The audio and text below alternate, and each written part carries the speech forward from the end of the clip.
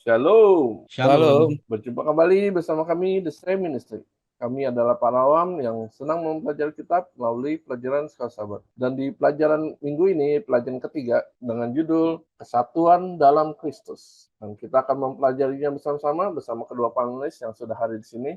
Tapi sebelumnya kita akan berdoa. Mari kita berdoa.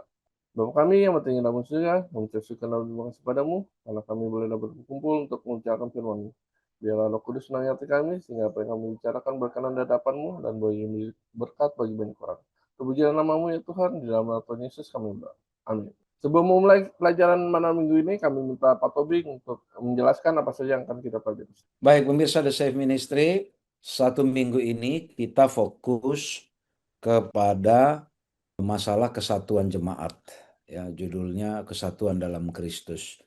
Kita coba perhatikan di ayat hafalan 1 Korintus 1 ayat 10.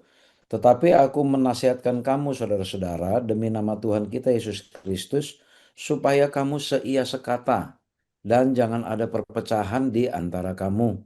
Tetapi sebaliknya, supaya kamu erat bersatu dan sehati sepikir. Jadi kalau kita perhatikan hafalan ini sebenarnya rohnya dari pelajaran kita satu minggu ini. Jadi ini nasihat, himbauan, ajakan sekaligus teguran Paulus kepada jemaat Korintus supaya mereka seia sekata. Ya, jangan ada perpecahan. Mengapa sampai disampaikan seperti itu? Berarti memang ada isu masalah perpecahan. Nanti kita akan lihat seperti apa detailnya.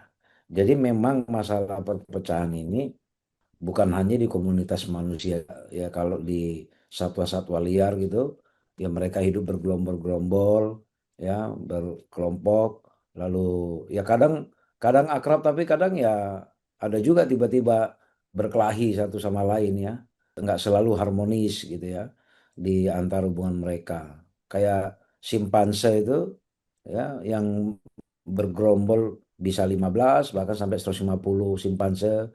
Kelihatannya bercanda-bercanda, main-main, lompat-lompat, kejar-kejaran gitu. Tapi kadang ada juga yang kita kurang tahu lah apa yang terjadi, tapi bertengkar juga gitu ya. Di antara kita manusia juga seperti itu.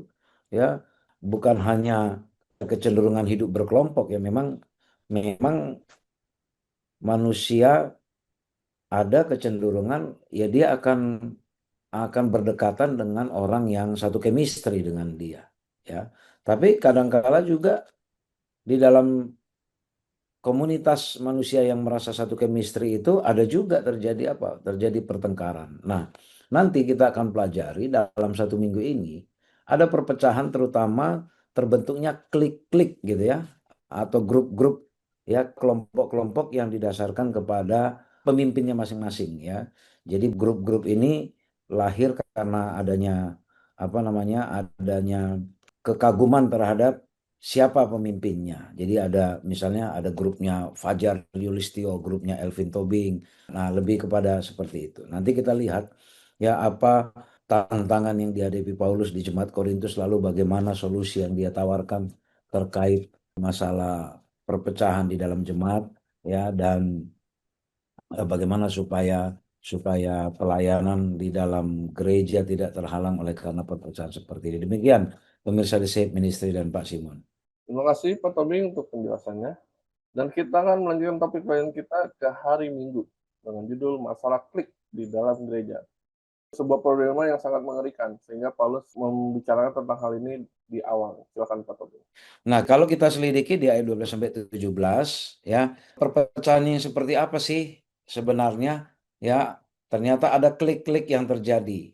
Klik yang seperti apa nih ayat 12. Yang aku maksudkan ialah bahwa kamu masing-masing berkata, aku dari golongan Paulus, atau aku dari golongan Apolos, atau aku dari golongan Kefas, atau aku dari golongan Kristus ya.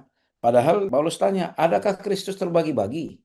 Adakah Paulus disalibkan karena kamu atau adakah kamu dibaptis dalam nama Paulus? Ya, aku mengucap syukur bahwa tidak ada seorang pun juga di antara kamu yang aku baptis selain Krispus dan Gaius, sehingga tidak ada orang yang dapat mengatakan bahwa kamu dibaptis dalam namaku.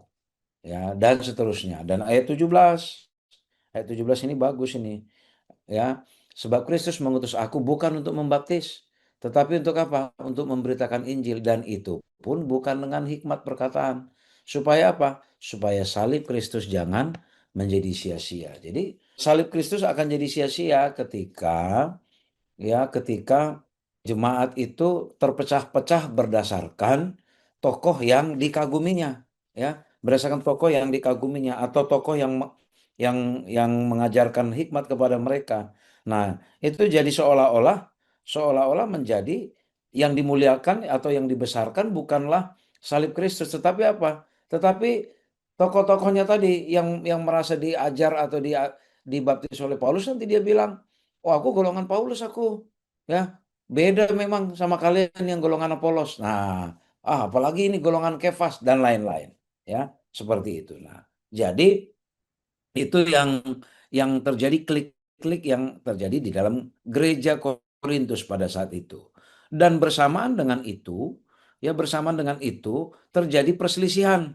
Ya, perselisihan lain, dan ternyata penyebab perselisihan ini selain masalah klik-klik tadi itu ada ada dosa-dosa yang terjadi di antara mereka yang memicu pertengkaran. Apa saja itu? Kita coba, ya, kalau di dalam Roma 1 ayat 29, Roma 13, ya, 2 Korintus 12 ayat 20, Galatia 5 ayat 20. Kalau coba saya rangkumkan, ya, dosa-dosa apa sih yang memicu perpecahan di antara mereka?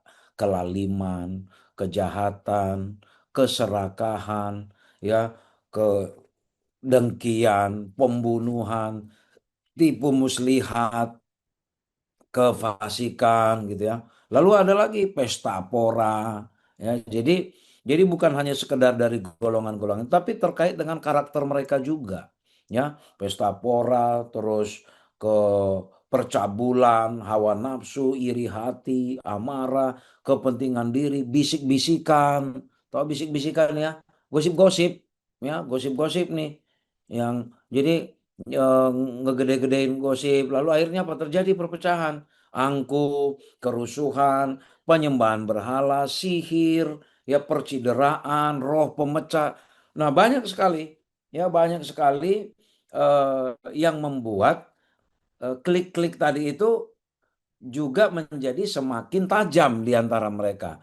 Sudahlah, selain karena mereka terpecah berdasarkan siapa guru mereka masing-masing, ditambah lagi kelakuan-kelakuan mereka yang memicu pertengkaran ya. Ada yang roh pemecah, namanya pun roh pemecah. Ada tukang gosip, ada yang serakah, yang dengki, kebusukan lah, macam-macam. Nah, itu yang membuat masalah di Korintus itu menjadi sangat berat ya. Tapi ada yang menarik di dalam 1 Korintus 6 ayat 5 dikatakan, "Hal ini kukatakan untuk memalukan kamu. Tidak adakah seorang di antara kamu yang berhikmat yang dapat mengurus perkara-perkara dari saudara-saudaranya?" Maksudnya apa? Ya, Paulus menegur itu supaya sebagai orang Kristen, apalagi jemaat Korintus di kota yang besar, malu dong gitu ya.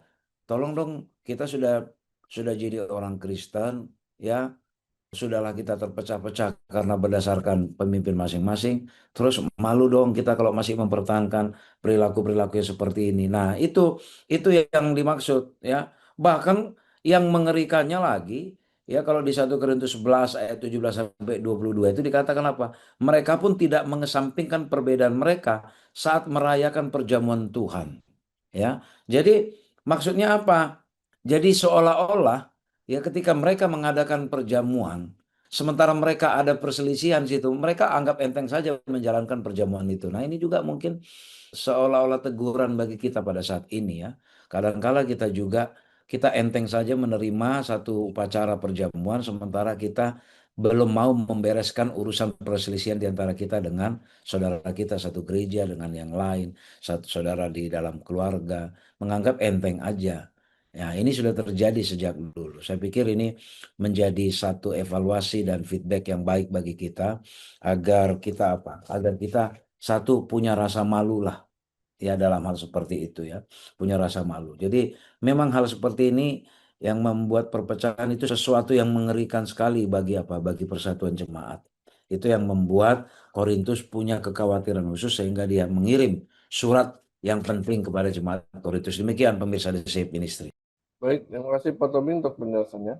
Dan kita akan melanjutkan topik selanjutnya di hari Senin dengan judul Berpusat pada Yesus. Dan masih pembicaraan tentang klik, dan kita tahu Gereja Advent beberapa dekade yang lalu telah membuat KPA, kelompok pendalaman Alkitab. Nah, kita dengar perbedaan klik dan KPA dari Pak Fajar. Selamat.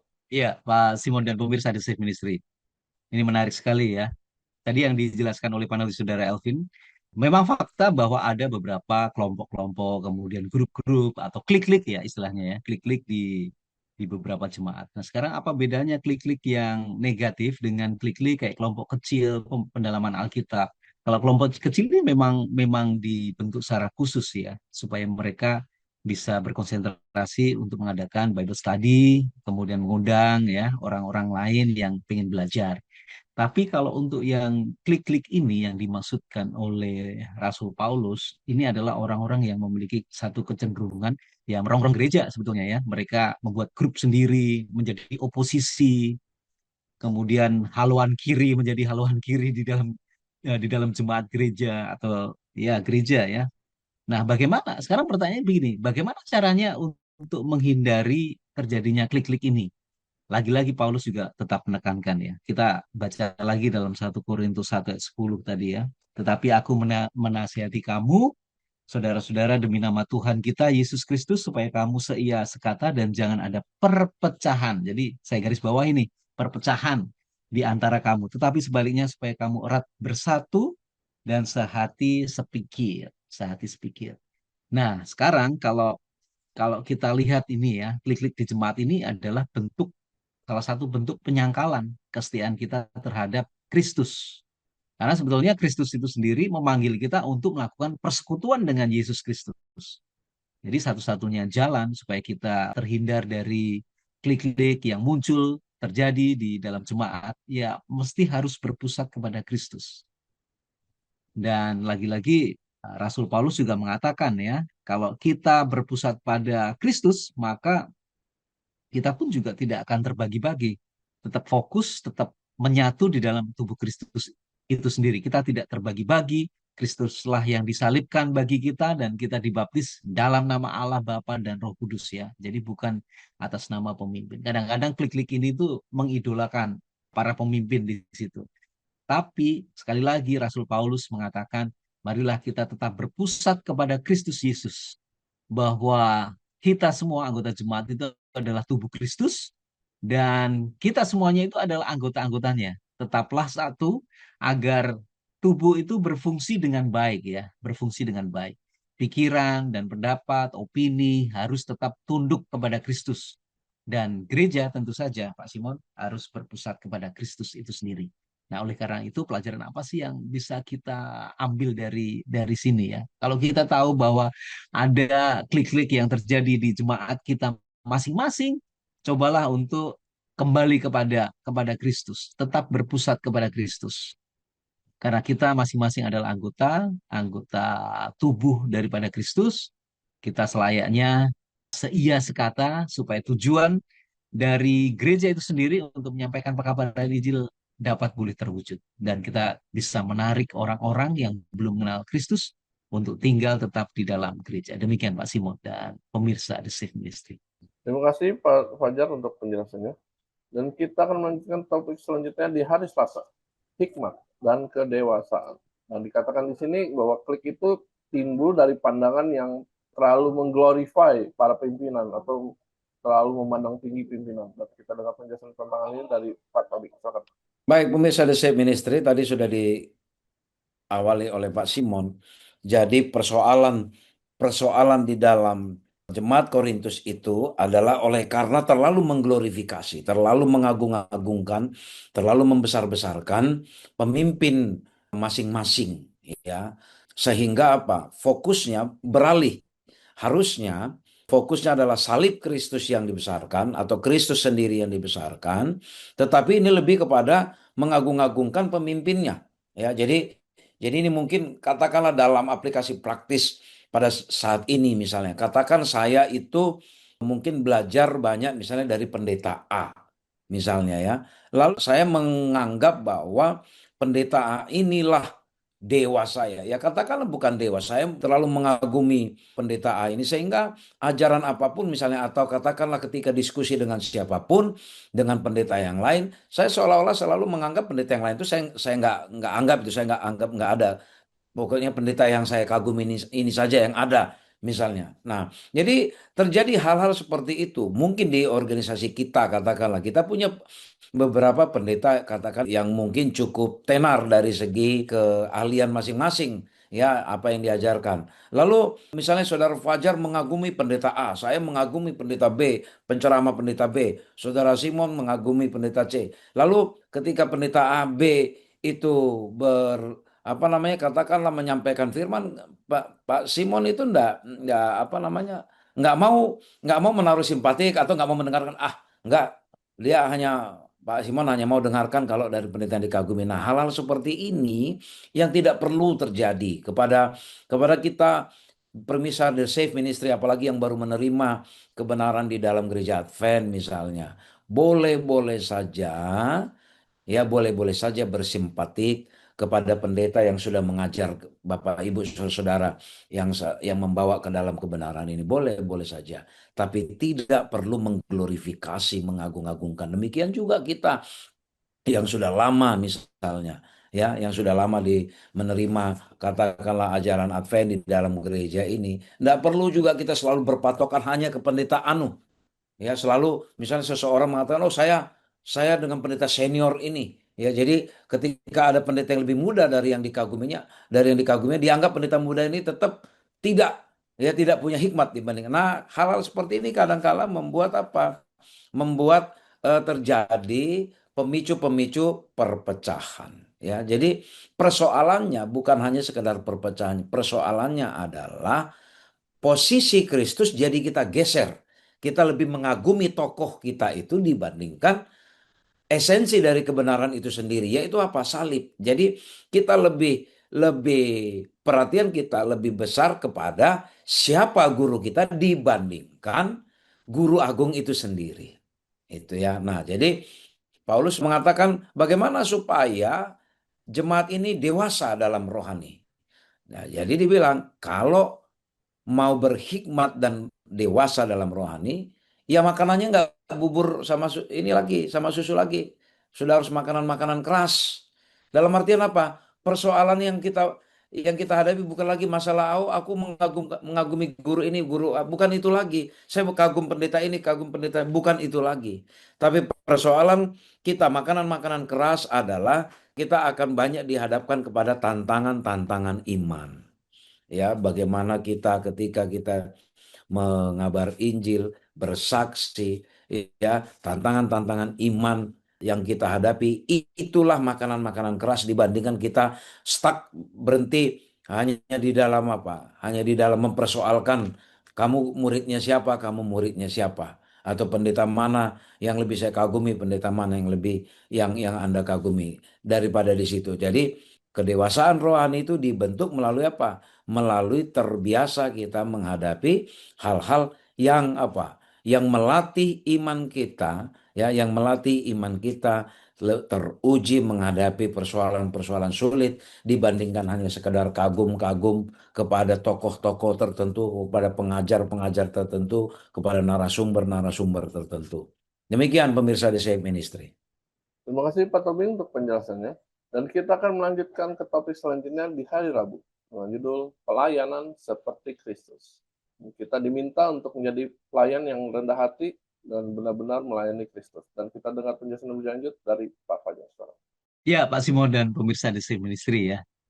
Benar seperti yang dikatakan oleh saudara Pak Simon ya, bahwa kita melayani seperti halnya dengan Kristus Yesus yang menjadi satu teladan bagi kita ya.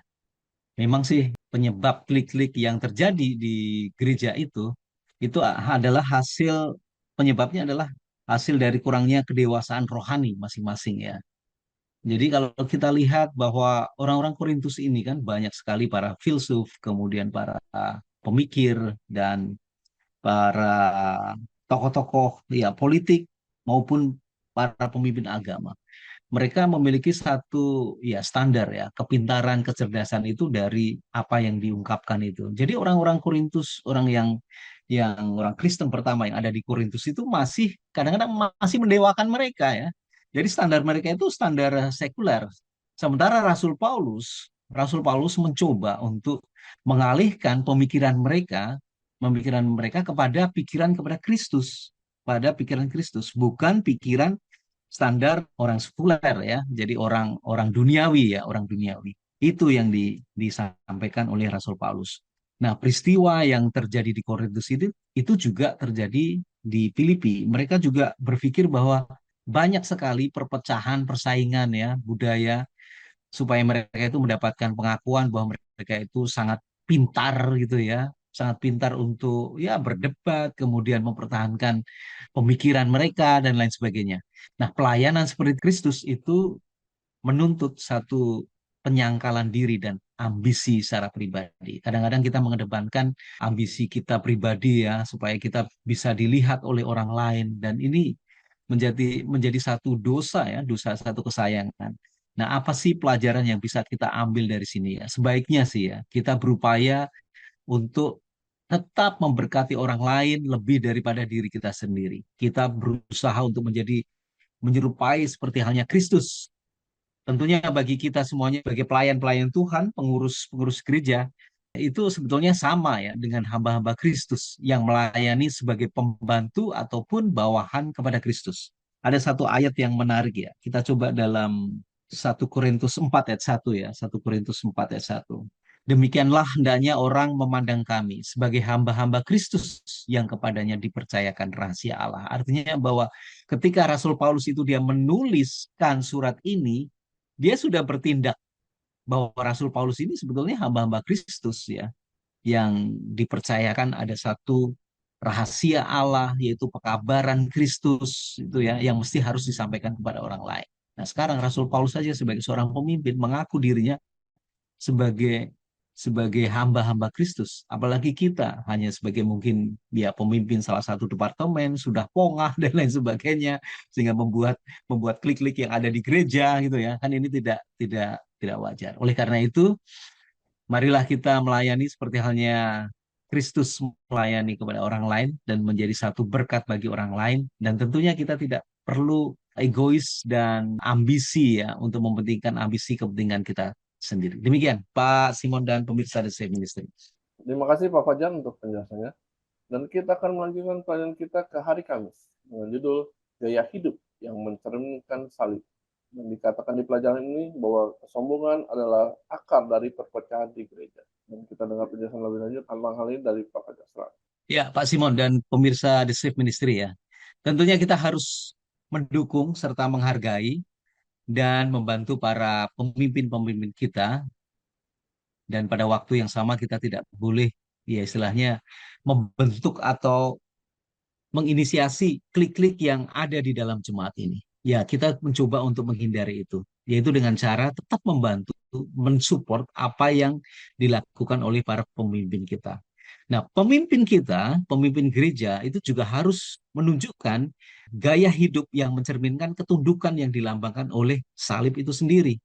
Nah, keberhasilan pelayanan para pemimpin ditujukan hanya kepada Kristus Yesus, hanya kepada Allah, Bapa kita yang di surga.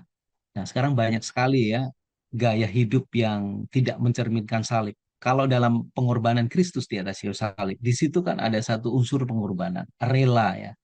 Allah Bapa kita Yesus Kristus yang sudah mati di atas kayu salib itu rela, dia menyerahkan jabatan yang luar biasa. Bahkan mungkin dihina ya, dihina oleh orang lain.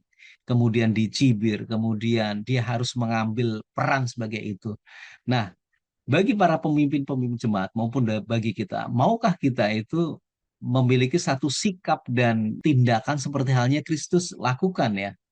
Ya, kita mau berkorban, kemudian kita tidak mau egois, kita tidak mementingkan diri kita sendiri, kita lebih mengedepankan untuk orang lain. Nah, teologi salib itu adalah bahwa Allah menetapkan satu standar untuk kepemimpinan seorang Kristen. Dan penderitaannya adalah ciri khas dari pelayanan Kristen ini. Artinya Bapak Simon, ini pengorbanan kita. Maukah kita berkorban ya? di dalam pelayanan kita. Bukan hanya materi ya, tapi waktu, tenaga, pikiran ya. Tenaga, pikiran, bahkan mungkin mengorbankan keluarga ya. Mengorbankan keluarga. Oleh karena itu, memang yang menjadi satu pusat pelayanan kita adalah Kristus itu sendiri. Para pemimpin Kristen mengikuti apa yang menjadi jejak Kristus ya. Dia bersedia untuk menderita. Bahkan jika perlu berkorban ya demi pelayanan mereka itu sendiri. Nah, Paulus menyebut dirinya sebagai orang-orang yang telah dijatuhi hukuman mati. Namun Paulus mengatakan bahwa kesombongan itu tidak boleh mendapatkan satu tempat di dalam kepemimpinan Kristen. Jadi perlu digarisbawahi Pak Simon ya. Kesombongan, kemudian ketinggian hati itu mesti harus dihindari menjadi seorang pemimpin. Justru seorang pemimpin harus memiliki roh kerendahan hati dan memiliki satu gaya hidup yang mencerminkan salib. Jadi artinya tidak sombong, tidak pongah, tidak menunjukkan sesuatu mungkin oleh karena jabatannya ya. Jadi semau gue gitu ya. Jadi apapun yang dilakukan tetaplah berlandaskan kepada Kristus Yesus karena dia adalah rendah hati mau berkorban untuk orang lain. Demikian Pak Simon dan pemirsa The Safe Ministry. Terima kasih Pak Fajar untuk penjelasannya. Tidak terasa kita akan mengakhiri pelajaran dalam minggu ini dan kita minta Pak Tobing untuk merangkumkan apa saja yang telah kita pelajari. Pemirsa The Safe Ministry, keutuhan dan kesatuan itu adalah syarat satu-satunya bagaimana gereja bisa menjadi juru kabar Allah. Dan ketika kesatuan dan keutuhan gereja itu terjadi, ya itu membuktikan bahwa jemaatnya itu mencerminkan kebenaran yang mereka miliki. Ketika masing-masing anggota jemaat di dalam gereja itu tidak mementingkan diri, tidak terjebak kepada klik-klik yang tidak perlu, tidak terjebak kepada pengaguman kepada tokoh-tokoh manusia tertentu, sehingga menggeser kekaguman kita terhadap esensi dari salib itu sendiri. Ya, itulah kesatuan yang kuat. Maka marilah kita fokus kepada apa? Kepada pelayanan seperti yang ditunjukkan oleh Kristus. Kristus melakukan pelayanan itu semua di dalam kedewasaan, di dalam belas kasihan dan kasih yang tulus, dan dalam pengorbanan. Jadi esensi dari pelayanan kita itu ada di salib, yaitu pengorbanan, belas kasihan, dan saling mengampuni. Ya, mari kita fokus kepada salib sehingga kesatuan dan keutuhan jemaat akan terjadi dibandingkan kita meributkan siapa pemimpin yang kita kagumi, ya, ajaran siapa yang mau kita percaya. Tapi esensi dari kerohanian ini adalah apa? Salib. Salib mencerminkan kerendahan hati, pengorbanan yang luar biasa, mengasihi orang yang tidak pantas dikasihi, mengampuni orang yang tidak pantas diampuni, berkorban terhadap sesuatu yang harusnya menjadi kesenangan kita tetapi kita korbankan untuk orang lain. Itulah esensi pelayanan yang mencerminkan salib. Ketika semua anggota fokus kepada esensi dari salib, maka tidak ada peluang bagi setan untuk mengobrak-abrik kesatuan jemaat. Ketika semua anggota fokus mencerminkan karakter salib, tidak ada kesempatan bagi setan untuk memecah belah sehingga fokus kita tergantikan. Marilah kita pemirsa The Safe Ministry akhirnya kembali kepada belas kasihan Allah yang dicerminkan di dalam salib itu agar keutuhan jemaat terjadi dan nama Tuhan dimuliakan. Kiranya Tuhan memberkati. Terima kasih kepada para panelis Pak Elvin dan Pak Fajar untuk penjelasannya yang kita dapatkan dalam minggu ini. Biarlah kita tetap setia kepada Tuhan dan tetap menghormati para pimpinan kita dengan kerendahan hati lebih kepada Kristus. Dan kita akan menutup pelajaran kita dalam minggu ini dan kami minta Pak Tobing untuk kita. Mari kita berdoa. Bapa di sorga, terima kasih Tuhan Engkau mengingatkan kami agar fokus kerohanian dan pelayanan kami adalah kepada esensi dari salib itu sendiri, yaitu kasih-Mu yang sudah Engkau berikan kepada kami di dalam bentuk pengorbanan dan belas kasihan dan pengampunan. Bapa di sorga, biarlah esensi salib ini menyemangati kami di dalam hidup berjemaat sehingga terjadi keutuhan dan persatuan. Tidak ada kesempatan bagi setan untuk memecah belah kami Tuhan. Boleh saja kami menghormati para pemimpin kami Tuhan, tetapi biarlah kami tetap kagum hanya kepada salib Kristus, kepadamu saja yang telah menyerahkan dirimu untuk menyelamatkan kami Tuhan. Terima kasih Tuhan, memberkati pemirsa The Safe Ministry dimanapun berada, agar kami Engkau boleh persatukan, sehingga kami boleh kelak Engkau izinkan menempati kerajaan sorga yang Tuhan sudah sediakan bagi kami. Mohon ampun kami dari pelanggaran dan dosa yang kami perbuat, dalam nama Yesus kami berdoa. Amin. Amin. Terima kasih pada para pemirsa yang telah menyaksikan video ini. Biarlah video ini boleh menjadi berkat bagi kita, dan jika Anda berkenan, Anda boleh suka video ini, berlangganan di channel kami, mengkomen dan membagikannya agar orang lain boleh dapat berkat. Dan kita akan bertemu di pelajaran selanjutnya di minggu depan. Shalom. Shalom. Tuhan memberkati.